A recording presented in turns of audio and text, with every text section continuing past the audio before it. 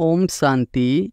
26 अगस्त 2024 के ईश्वरीय महावाक्य। पहले एक नज़र मुरली के मुख्य पॉइंट पर।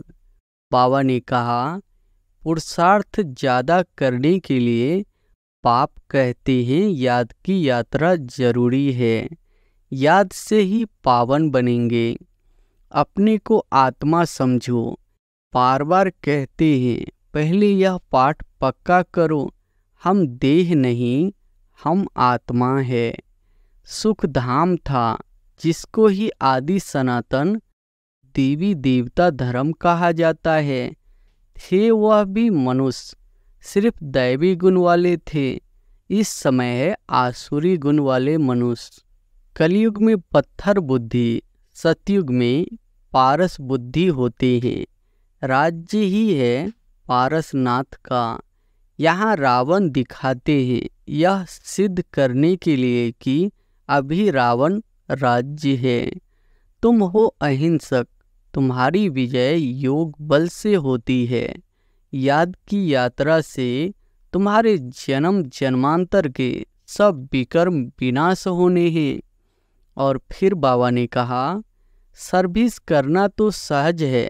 म्यूजियम में तुम किस रीति समझाते हो, उससे हर एक की पढ़ाई का मालूम पड़ जाता है।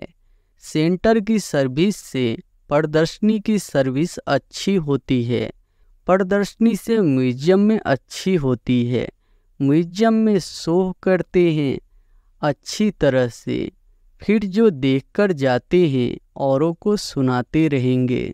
यह गॉड फादरली वर्ल्ड यूनिवर्सिटी अक्षर अच्छा है। इसमें मनुष्य का तो नाम ही नहीं। अमृत शहर में भी तालाब है, पानी सारा मैला हो जाता है, उसको वो लोग अमृत का तालाब समझते हैं। बड़े बड़े राजे लोग अमृत समझ तालाब साफ करते हैं, इसलिए नाम ही रखा है अमृत शहर। और फिर लास्ट में बाबा ने कहा, पाप देखो कितना सिंपल बताते हैं। मीठे मीठे बच्चों, उठते बैठते तुम सिर्फ मामेकम याद करो। मैं ऊंच से ऊंच सभी आत्माओं का बाप हूँ। ड्रामा के प्लान अनुसार इनको गीता का युग कहा जाता है, क्योंकि बाप आकर ज्ञान सुनाते हैं जिससे ऊंच बनते हो। बाप कल्प में एक ही बार आते हैं, तुम तो बार बार पाठ बजाते हो। जो देवता थे वही हिंदू बन गए, धर्म भ्रष्ट कर्म भ्रष्ट हो गए हैं और सभी धर्म कैम है। यह देवता धर्म ही प्रलोप है। आपे ही पूज्य थे, फिर पुजारी बन देवताओं की पूजा करते हैं। बाप को याद करो तो जन्म जन्मांतर के पापों का बोझा उतर जाएगा। पढ़ाई से पाप नहीं कटेंगे, बाप की याद ही मुख्य है। और अब सुनते हैं महावाक्यों को विस्तार से। मुरली का सार है, मीठे बच्चे। बड़ा बाबा, तुम बड़े आदमियों को ज़्यादा मेहनत नहीं देते, सिर्फ 2 अक्षर याद करो, अलप और बे। प्रश्न है, रूहानी बाप का मुख्य कर्तव्य कौन सा है जिसमें ही बाप को मजा आता है? उत्तर है, रूहानी बाप का मुख्य कर्तव्य है पतितों को पावन बनाना। बाप को पावन बनाने में ही बहुत मजा आता है। बाप आते ही है बच्चों की सद्गति करने, सबको सतो प्रधान बनाने, क्योंकि अब घर जाना है। सिर्फ एक पाठ पक्का करो, हम देह नहीं आत्मा है। इसी पाठ से बाप की याद रहेगी और पावन बनेंगे। ओम शांति। रूहानी बाप बैठ रूहानी बच्चों को समझाते हैं। बाप को भी मजा आता है तुम बच्चों को पवित्र बनाने में, इसलिए कहते हैं पतित पावन बाप को याद करो। सर्व का सद्गति दाता वह एक ही बाप है और कोई है नहीं। यह भी तुम अभी समझते हो कि अब घर जाना है जरूर। पुरुषार्थ ज़्यादा करने के लिए बाप कहते हैं याद की यात्रा जरूरी है। याद से ही पावन बनेंगे। फिर है पढ़ाई। पहले अलप बाप को याद करो। पीछे यह बादशाही जिसके लिए तुमको डायरेक्शन देते हैं। तुम जानते हो 84 जन्म कैसे लेते हैं। सतो प्रधान से तमो प्रधान बनते हैं। सीढ़ी नीचे उतरना होता है। अब फिर सतो प्रधान बनना है। सतयुग है पावन दुनिया, वहाँ एक भी पतित नहीं। सतयुग में यह बातें होती नहीं। मूल बात है पावन बनने की। अभी तो पवित्र बनो, तभी नई दुनिया में आएंगे और राज्य करने के लायक बनेंगे। सबको पावन बनना ही है, वहाँ पतित होते ही नहीं। जो अभी सतो प्रधान बनने का पुरुषार्थ करते हैं वही पावन दुनिया के मालिक बनेंगे। मूल बात ही एक है। बाप को याद करने से सतो प्रधान बनना है। बाप कोई ज़्यादा मेहनत नहीं देते हैं, सिर्फ कहते हैं अपने को आत्मा समझो। बार बार कहते हैं पहले यह पाठ पक्का करो। हम देह नहीं, हम आत्मा है। बस बड़े आदमी चास्ती नहीं पढ़ते हैं, 2 अक्षर में ही सुना देते हैं। बड़े आदमी को तकलीफ नहीं दी जाती है। तुम जानते हो सतो प्रधान से तमो प्रधान बनने में कितने जन्म लगे हैं। 63 जन्म नहीं कहेंगे, 84 जन्म लगे हैं। यह तो निश्चय है ना। हम सतो प्रधान थे, स्वर्गवासी अर्थात सुख धाम के मालिक थे। सुख धाम था जिसको ही आदि सनातन देवी देवता धर्म कहा जाता है। थे वह भी मनुष्य, सिर्फ दैवी गुण वाले थे। इस समय है आसुरी गुण वाले मनुष्य। यह तो शास्त्रों में लिख दिया है कि आसुरों और देवताओं की युद्ध लगी, तब देवताओं का राज्य स्थापन हुआ। यह तो बाप समझाते हैं। तुम पहले असुर थे, बाप ने आकर ब्राह्मण बनाए। ब्राह्मण से देवता बनाने की युक्ति बताई है। बाकी असुरों और देवताओं की लड़ाई की तो बात ही नहीं। देवताओं के लिए कहा जाता है अहिंसक परमो धर्म। देवता कभी लड़ाई थोड़ी ही करते। हिंसा की बात हो न सके। सतयुग में दैवी राज्य में लड़ाई कहाँ से आई। सतयुग के देवता यहाँ आकर असुरों से लड़ेंगे या असुर वहाँ देवताओं के पास जाकर लड़ेंगे। हो नहीं सकता। यह है पुरानी दुनिया, वह है नई दुनिया। फिर लड़ाई कैसे हो सकती। भक्ति मार्ग में तो मनुष्य जो सुनते हैं वह सत सत करते रहते हैं। कोई की बुद्धि नहीं चलती है, बिल्कुल ही पत्थर बुद्धि है। कलयुग में पत्थर बुद्धि, सतयुग में पारस बुद्धि होते हैं। राज्य ही है पारसनाथ का। यहाँ तो राज्य है नहीं। द्वापर के राजाएं भी अपवित्र थे।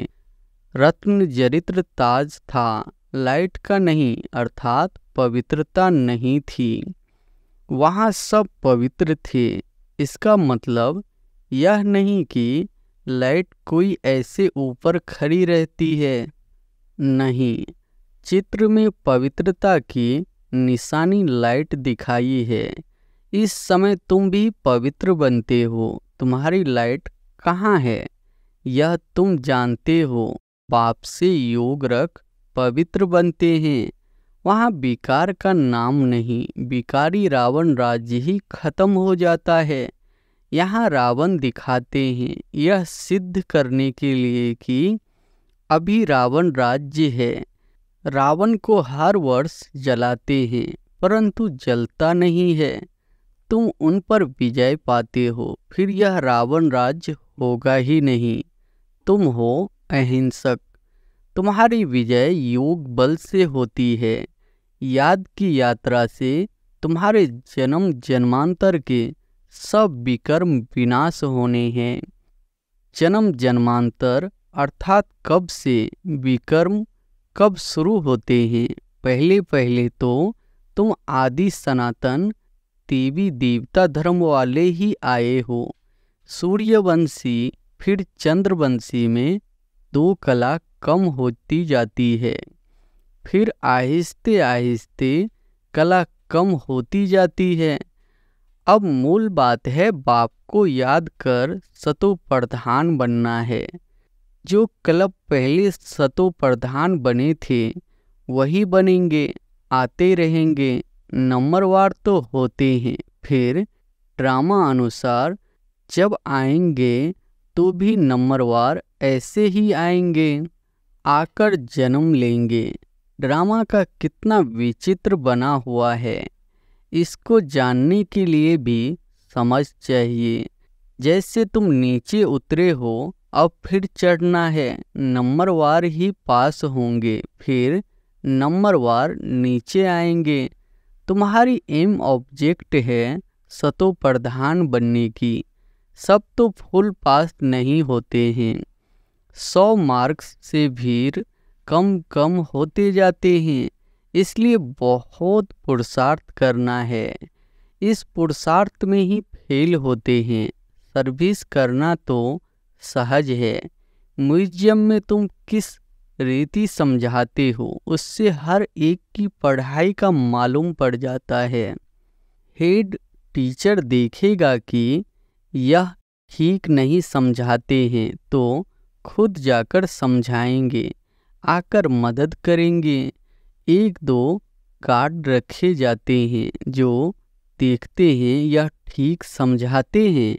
कोई कुछ पूछता है तो मूझ तो नहीं जाते, यह भी समझते हैं। सेंटर की सर्विस से प्रदर्शनी की सर्विस अच्छी होती है, प्रदर्शनी से म्यूजियम में अच्छी होती है। म्यूजियम में शो करते हैं अच्छी तरह से, फिर जो देखकर जाते हैं औरों को सुनाते रहेंगे।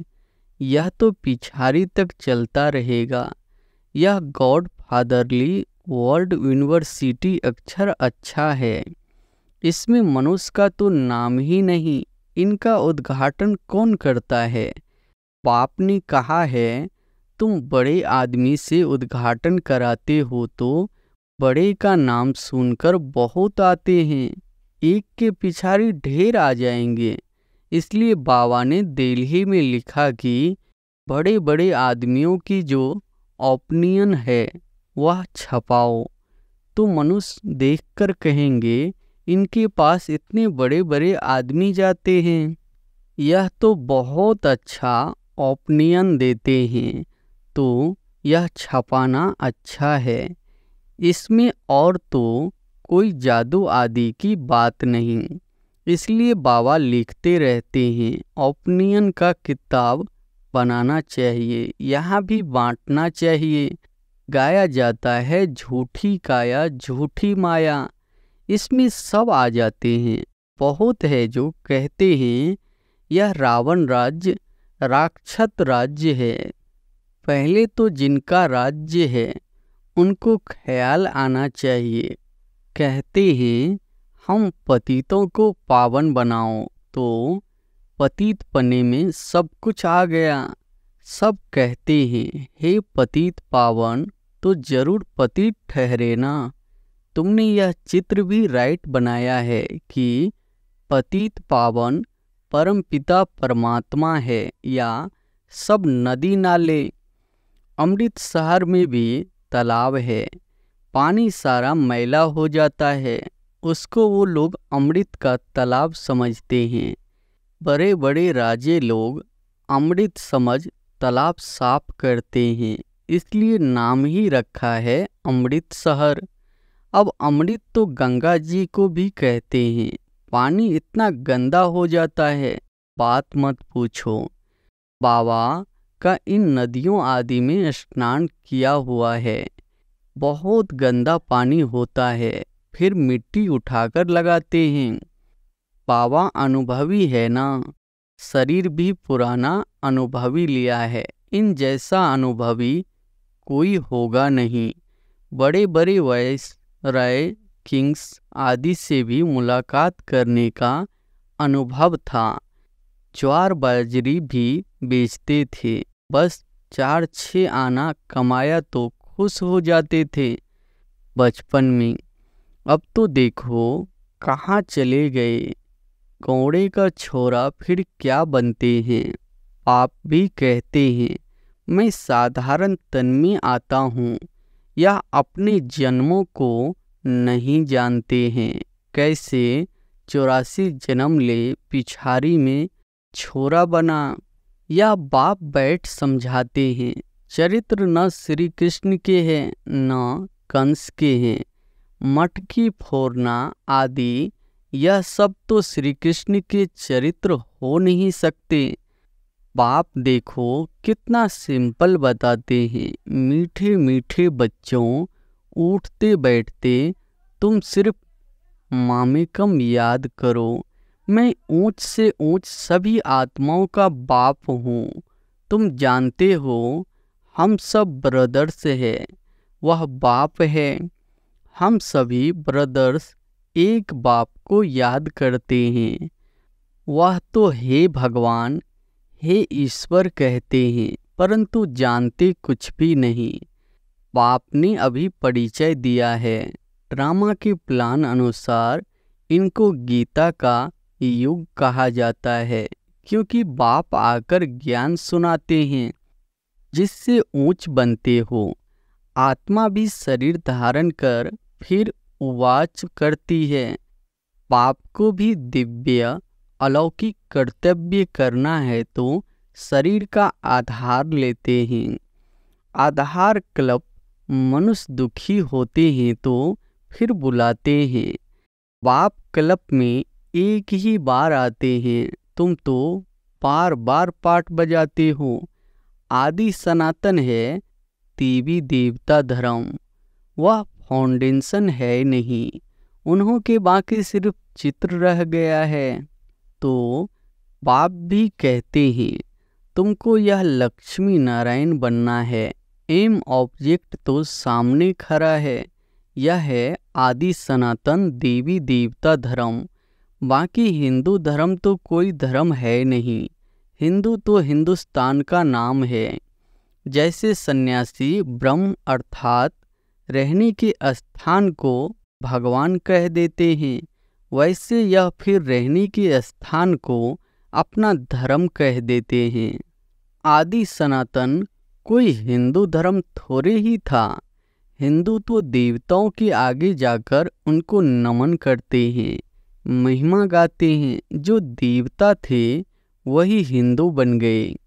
धर्म भ्रष्ट कर्म भ्रष्ट हो गए हैं और सभी धर्म कायम है। यह देवता धर्म ही प्राय लोप है। आपे ही पूज्य थे, फिर पुजारी बन देवताओं की पूजा करते हैं। कितना समझाना पड़ता है। श्री कृष्ण के लिए भी कितना समझाते हैं। वह स्वर्ग का पहला प्रिंस है, तो 84 जन्म भी उनसे ही शुरू होंगे। पाप कहते हैं बहुत जन्मों के अंत के भी अंत में मैं प्रवेश करता हूँ, तो उसका जरूर हिसाब तो बताएंगे ना।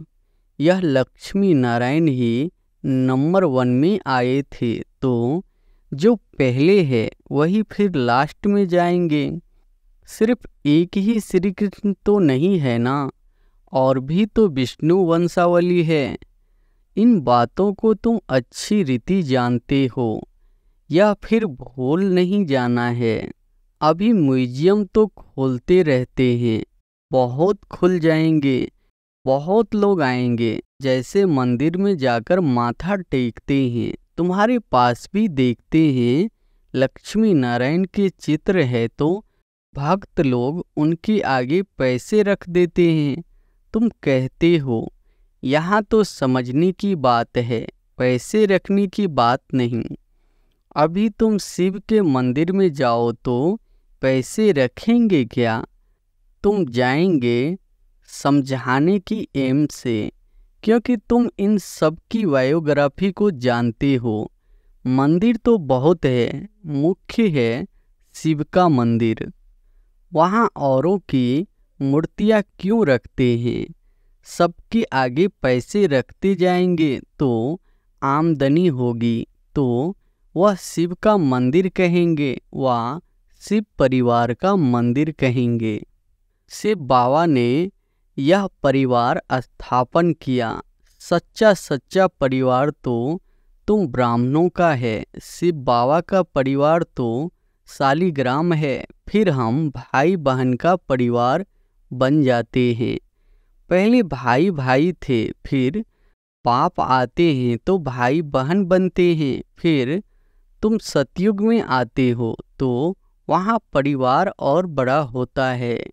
वहाँ भी शादी होती है तो परिवार और वृद्धि को पाता है।